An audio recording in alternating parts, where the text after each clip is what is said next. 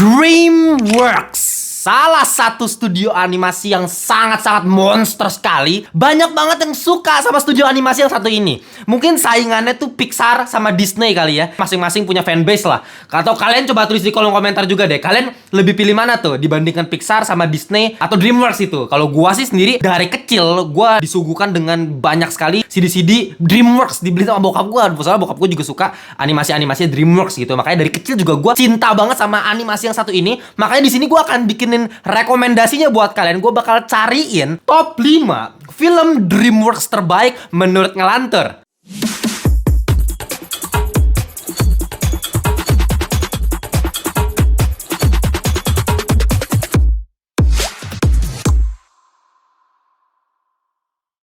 Welcome back to Ngelantur Indonesia. Skui nonton, skip lo on. Jangan lupa kalian semua ya, kembali lagi kita di segmen nyari Ngelantur rekomendasi. Dan di Ngelantur rekomendasi kali ini, seperti biasa gue akan berikan ke kalian top 5. Tapi kali ini kita bikin top 5 film-film DreamWorks terbaik menurut Ngelantur. Dan pasti ini listnya sulit ya, karena DreamWorks keren-keren semua dan gue suka semua animasinya. Jadi nanti di honorable mentions-nya juga bakal gue cukup banyak kasih ke kalian nih rekomendasi dari gue, versi terbaik dari gue. Dan tentunya ini bukan favoritnya, ini bener-bener versi terbaik gitu ya. Gue akan bahas secara objektif mungkin. Tapi sebelum gue meracuni otak kalian semua, kalian coba tulis di kolom komentar juga deh top 5 versi kalian dulu, sebelum nanti kalian tercemarin. Biasa kalau habis nonton Ngelantur tuh kayak, kayaknya bener juga nih Bang Timo. Jadi ganti list. Jadi sebelum masuk ke pembahasan gue, tulis di kolom komentar dulu ya. Oke, langsung aja ya, nggak usah banyak bacot. Tapi banyak bacot dulu lah ya. Membership community-nya silakan nih. Kita punya member. Jangan lupa nih, member kita udah ada 15 orang. Dan kalau pengen join, cuman 1000 per hari di critical thinking. Kalau misal mau upgrade ke level Ngelantur thinking yang di atasnya, bisa nanti dapat tiket nobar gratis. Kalau kita ada nobar, nanti kemungkinan besar kalau ada film Joker atau film Deadpool, mungkin kita bikin nobarnya. Atau bisa dapetin diskon official merchandise dari Ngelantur. Silakan, mana nih kameramen gua? Bajunya lempar. Aduh, ini dia ya. Nah, ini Samurai Vader ya. Kalau pengen dapetin diskon ya silakan join membership community. Tapi kalau pengen beli aja nih, bajunya juga limited stoknya karena gue yang gambar sendiri pakai tangan gue, otak semua filosofi dari gue, value-nya terbatas gitu. Jadi gue nggak bakal restock lagi kalau misalnya udah habis gitu. Jadi buruan, tunggu apa lagi? Linknya gue taruh di bawah di Tokopedia. Yang Spider Fisher udah habis dan gue nggak bakal restock lagi. Sama Telegram ya, linknya gue juga taruh di bawah kalau mau ngobrol-ngobrol sama Ngelantur Corps putar perfilman sama TV series. Kita langsung masuk aja di peringkat 5 film DreamWorks terbaik versi Ngelantur adalah Puss in Boots: The Last Wish. Ini film masih baru banget ya, tahun 2022. Dan gue sama sekali nggak nyangka ketika pengen nonton film yang satu ini, kayak gue sangat-sangat meremehkan film ini, men. Gue kayak, anjing apaan sih film Puss in Boots doang. Meskipun ya film Puss in Boots yang satu gue cukup suka ya, yang Humpty Dumpty yang dikhianatin, cukup emosionalnya cukup berasa gitu. Tapi ya cuman sekedar film-film ya, film ecek-ecek lah. Gue gak ada harapan expect apa, apalagi animasinya gue di awal-awal sebelum gue menonton filmnya gue kurang suka.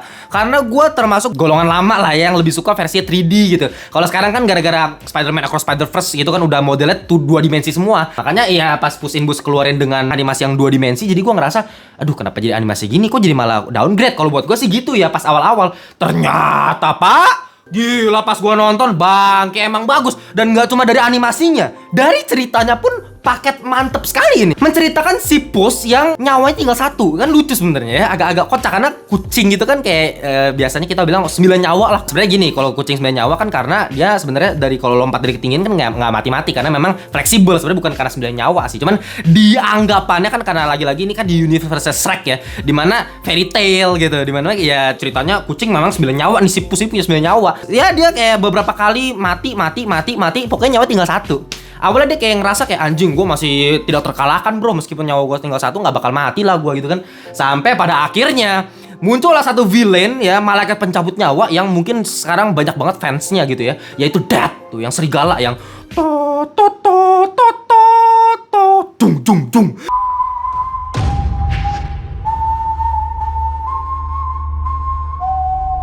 Di close up gitu, itu sinematografinya, theme songnya, keren banget. Karakter desainnya, keren banget gila.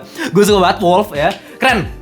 Dan memang diceritakan dia di sini malah campur Jawa yang pengen nyabut nyawanya si Pus nih, udah tertarik sekali, udah tergiur sekali gitu. Karena kan si Pus kan anjing nih orang, si bocil ini songong banget gitu kan, kayak nggak mati-mati gitu. Nah pokoknya di sini kita diceritakan perubahan karakter si Pus gitu, yang awal songong, tapi lama-lama nanti kalian bisa lihat di akhir perubahannya tuh seperti apa. Secara cerita mantep, secara karakternya juga menurutku sangat-sangat menarik, terutama dari segi villain ya. Meskipun antagonis utamanya mungkin bisa dibilang Wolf, tapi villain utamanya sebenarnya di sini adalah Big Jack Horner. Yang lagi-lagi karena di universe-nya Shrek, di sini fairy tale, dimana Big Jack Horner itu sebenarnya diambil dari lagu rakyat Inggris ya, dari Little Jack Horner tuh, yang Little Jack Horner sat in the corner gitu kan, yang dia makan pie pakai jempol gini kan, itu kan dari lagu anak-anak tuh, dijadiin sekarang udah gede ceritanya jadi Big Jack Horner.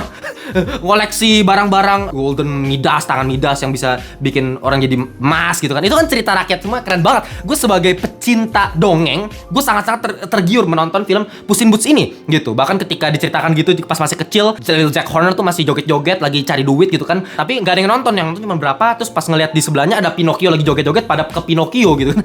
Lucu. Jadi secara world buildingnya asik banget. Bahkan di sini ada salah satu tokoh juga, yaitu Goldilocks and the Three Bears Crime Family. Uset. Ya kalau di dongengnya kan ya Goldilocks and Three Bears gitu. Jadi dia anak cewek yang diasuh sama 3 beruang. Di sini dijadiin kayak anjing Three Bears Crime Family. Wow. Lebih ngeri tapi dapat gitu. Mereka punya ambisi pribadi, si Goldilocks sama keluarganya. Tapi di sisi lain si Boots dengan ketemu tokoh lain, ketemu si Kitty. Jadi secara cerita tuh kompleks, mengharukan juga, emosional, dan kerennya tetap berasa dengan animasi yang kalau misalkan lihat apalagi monster tanah itu yang POV shot ala-ala Attack on Titan yang perspektif. Gila itu sinematografinya jujur gokil abis secara animasi. Memang gua nggak nyangka segila itu, sepuas itu gua nonton Puss in Boots The Last Wish gitu ya. Oke. Kita masuk lagi di peringkat 4. Gua bakal masukin Shrek 2. Seperti yang gue udah bilang sebelumnya, Shrek itu gue nggak tahu kenapa, entah gimana tuh kayak di Indonesia nggak hype sama sekali gitu, nggak ada yang suka Shrek gitu, nggak ada yang jarang nonton film-film Shrek gitu. Tapi gue karena memang gue lagi-lagi gue terinfluence lewat Disney, DreamWorks, Pixar, animasi-animasi Amerika seperti itu yang memang bokap gue yang sekarang udah nggak ada nih, tapi memang dulu suka banget kita nonton bareng gitu. Salah satunya Shrek yang memang bokap gue juga cukup suka banget gitu. Nah Shrek ini ya di tahun 2001 film pertamanya membawakan hal yang luar biasa positif, meskipun awalnya ini kayak film yang nggak apa ya, bukan target utama DreamWorks lah gitu loh. Ini kayak film-film komedi-komedi yang sebenarnya parodi istilahnya, tapi somehow kayak orang suka banget sama franchise yang satu ini. Dibikin film keduanya lebih mantap lagi buat gue dibandingkan film originalnya. Ini tahun 2004 Shrek 2. Dari segi komedi tetap dipertahankan, memang itulah daya tarik utama Shrek gitu. Dan bahkan Shrek bisa sampai segede itu dan hype sekali di Amerika karena meme-nya bertebaran luar biasa banyak. Kalau misalnya kalian perhatiin di Instagram, GIF-GIF itu pasti Shrek semua, itu pasti berjibun lah GIF-GIF Shrek, meme-nya Shrek gitu. Selain dari komedinya, lucunya, memang di Shrek 2 ini secara cerita pun disuguhkan dengan berbagai macam kompleksitas mengenai drama, romance, terutama antara Shrek sama Fiona ya, yang baru married dari film pertamanya. Si Fiona akhirnya berubah jadi ogre, jadi mereka bareng-bareng di sini honeymoon di awal-awal. Tapi masalah mulai datang ketika dibawa ketemu bapaknya si Fiona, si King Harold itu kan, tapi dia nggak suka. Apa sih, masa anak gue nikah sama ogre gitu kan? You guys go ahead, I'll park the car. Lu bisa lihat lah pertarungan berantem drama di meja makan istana itu ngakak banget, kocak banget itu. Lu bisa lihat berantem Shrek dengan gigit ayam, wah. Habis itu si King Harold dengan pisoin lobster gitu kan. Apalagi Donkey juga ngeselin banget di situ, kayak orang tolol gitu kan, cuci tangan. Habis itu makan gitu. Si Donkey juga lucu. Jadi lucunya dapet, ceritanya mantep. Dan bahkan secara drama itu kayak seorang bapak yang anaknya jadi istri makhluk ogre, dia sampai minta bantuan Puss gitu kan. Dan Puss ini baru muncul di film Shrek 2 nih. Ya, jadi dapat karakter baru lagi nih. Dan ini si Puss ini memang saking disukain sama banyak orang, dijadiin franchise juga gitu. Udah ada 2 film sekarang si Puss ini gitu. Jadi secara karakter ada penambahan karakter yang menurut gua nggak over, dapat banget, enak banget. Kombinasi dia antara Donkey, Shrek sama Puss itu menurut gua trio maut banget gitu ya. Apalagi villain utama juga mantep nih, si Fairy Godmother tuh.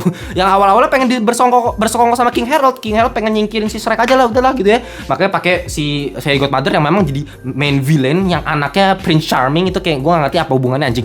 Si Fairy Godmother anaknya Prince Charming, pangerannya Snow White gitu kalau di Disney, anjing gak jelas banget cuma. Tapi kocak itu, memang asik kayak gue inget banget kayak di musik terakhirnya itu yang I need a hero gitu kan, si Fairy Godmother-nya dengan skala peperangan yang ditingkatkan secara masif.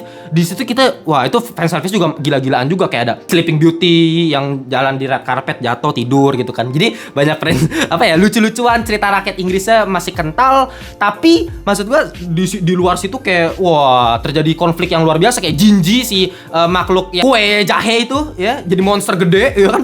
Itu keren dengan I Need a Hero tuh. Menurut gue pecah abis lah. Shrek 2 tuh bener-bener pecah abis dari segi action, komedi, drama, cerita mantep banget. Jadi makanya di sini gue masukin ke peringkat keempat karena memang ini menurut gue adalah film Shrek terbaik, bahkan di franchise Shrek ini adalah film terbaiknya. Gitu. Oke, kita masuk lagi di top 3. Gue bakal masukin Prince of Egypt. Jujur, ini film ya bos, gue bakal masukin di top 10 film terfavorit gue sepanjang masa. Kita mau ngomongin live action, kita ngomongin animasi, pokoknya ini masuk top 10 gue berani jamin itu. Karena gue gak tau ya, gue punya hubungan emosional sama film yang satu ini karena gue nonton pas masih kecil banget, dan mungkin ini kayak merupakan salah satu film yang awal-awal banget gue paling inget gue tonton gitu ketika masa-masa gue masih kecil banget, masih bocil banget. Gue dibeliin CD Blu-ray-nya lagi-lagi sama bokap gue yang udah gak ada. Jadi memang bokap gue suka banget di film DreamWorks kayak gini. Ya ini kan film pertama DreamWorks ya, tahun 1998 men. Dari semua DreamWorks yang mungkin kalian sekarang tahu gitu kan, film-film yang keren-keren, ini film yang pertamanya gitu, yang mengawali semua itu dengan mengambil kisah Alkitab, kisah dari agama Kristen. Jadi mungkin banyak dari kalian yang nggak bakal pernah nonton film ini karena memang sorry ya buat kalian yang beragama lain, Muslim atau yang lain, mungkin kalian nggak bakal nonton film yang ini karena ini memang film Kristen banget gitu ya. Tapi ya film Nabi Musa, kalian harus tahu lah Nabi Musa seperti apa ceritanya. Cuman gue pengen kasih tahu ke kalian ya, mungkin dari segi penikmat film, kalau lu memang suka banget film-film animasi gitu, menurut gue lu wajib banget nonton film yang satu ini. Dari segi animasinya itu, man, gila banget men. Gila banget, lo kalau ngeliatin opening scene-nya ya, opening scene-nya dengan opening song Deliver Us, itu lu merinding men.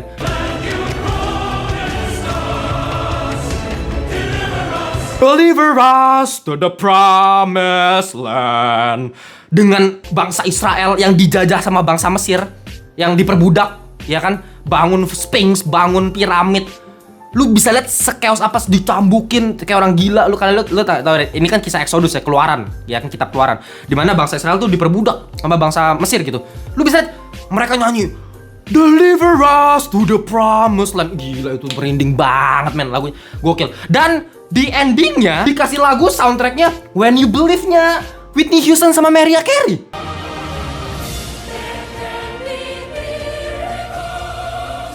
When you believe, somehow you will. Anjing, itu ketika mereka nyebrang lautan merah itu, Musa belah lautan itu, kalian tau lah cerita yang sangat terkenal dan digambarkan dengan luar biasa indah. Salah satu visual yang paling gue suka dari semua film animasi yang pernah gue tonton.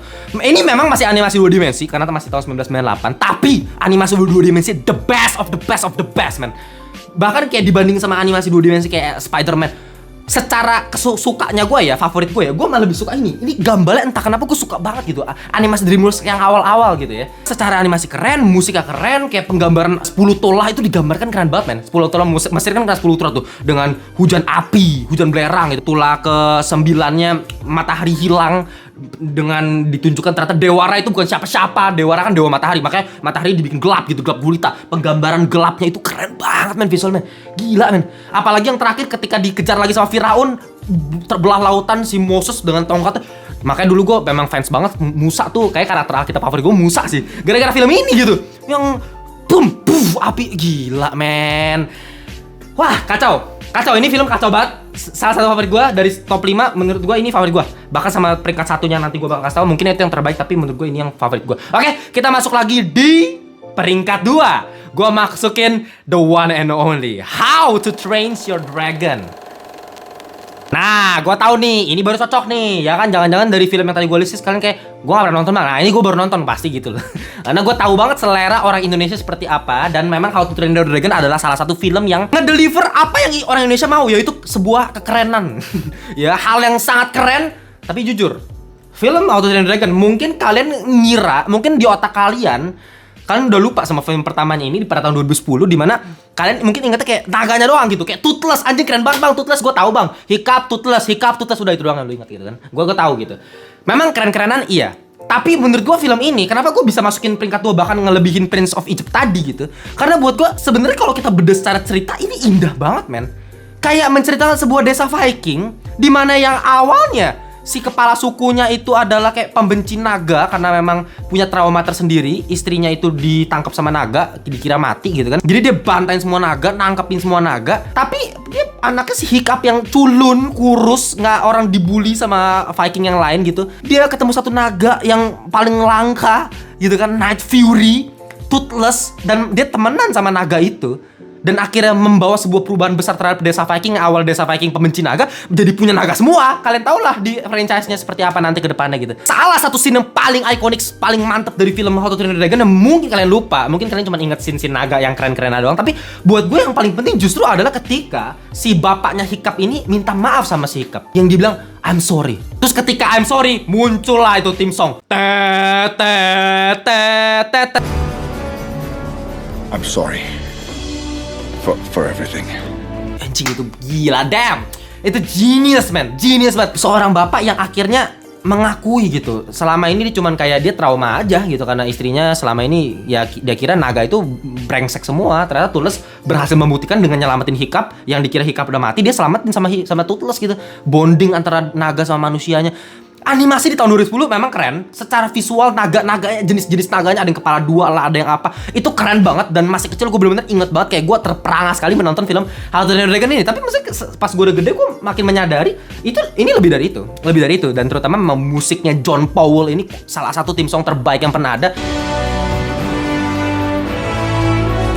Crescendo, itu kayak gue serasa naikin naga, serasa ikut naikin Hiccup ketika melewati lautan, terbang bersama Hiccup. Itu beneran, lu bayangin lu tutup mata, lu dengerin musik itu, ya, itu Test Drive ya musiknya, itu gokil abis. Makanya kita langsung masuk aja ke Honorable Mentions dulu. Oke, di Honorable Mentions seperti biasa, ini film-film yang mungkin nggak bakal gue masukin di top 5 tapi cukup bisa di honor gitu ya, cukup bisa di, ya gue bakal mention lah ya film-film ini karena menurut gue cukup bagus gitu ya. Yang pertama Turbo, udah pasti ya, Turbo 2013. Gue inget banget pas nonton sama bokap gue ini film di bioskop gitu, kayak anjing animasinya mantep banget men. 2013 siput, lu bayangin tuh siput tapi kayak bisa racing gitu kan, anjing keren banget gitu. Ketika masuk ke Nitro terus lu liat makro shot tung sampai kayak di film Fast X kemarin kan ada tuh adegan itu, kayak terinspirasi Turbo kali ya.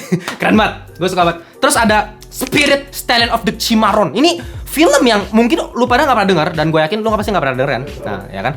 Nah, ini karena film-film DreamWorks yang awal-awal dengan style penggambaran yang masih sama seperti Prince of Egypt tadi.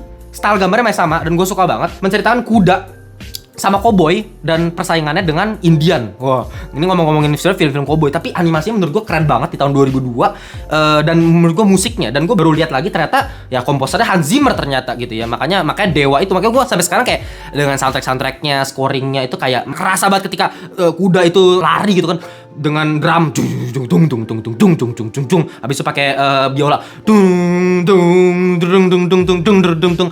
Hans Zimmer sekali memang, gue baru nyadar gitu ya. Terus ada The Rise of the Guardians, film yang paling underrated buat gue, underrated sekali kayak gue gak tau kenapa orang gak suka sih, ini film bagus loh, bagus ini. Gue suka banget setiap karakter The Guardians digambarkan secara unik, secara ceritanya mungkin ya mainstream kali ya, tapi keren, asik gitu, bagus, animasi juga bagus kok gitu ya. Megamind juga 2010, meskipun katanya ya sequelnya sampah banget, meskipun gue belum nonton, tapi gue yang minta gue, bang, bahas Megamind 2 bang. Gue bukan anak bajakan kayak lu ya, dan gue tahu lu pada nonton bajakan kan, orang belum muncul filmnya gitu kan, jadi ya gue belum bisa nonton karena belum muncul di platform streaming, di Google Play Store juga gue belum nemuin gitu ya. Jadi udahlah ya, kita langsung bahas di peringkat satunya. Harusnya kalian bisa tebak lah siapa ya, film apa dari DreamWorks yang belum gue bahas, harusnya kalian udah bisa tebak itu film apa. Kung Fu Panda.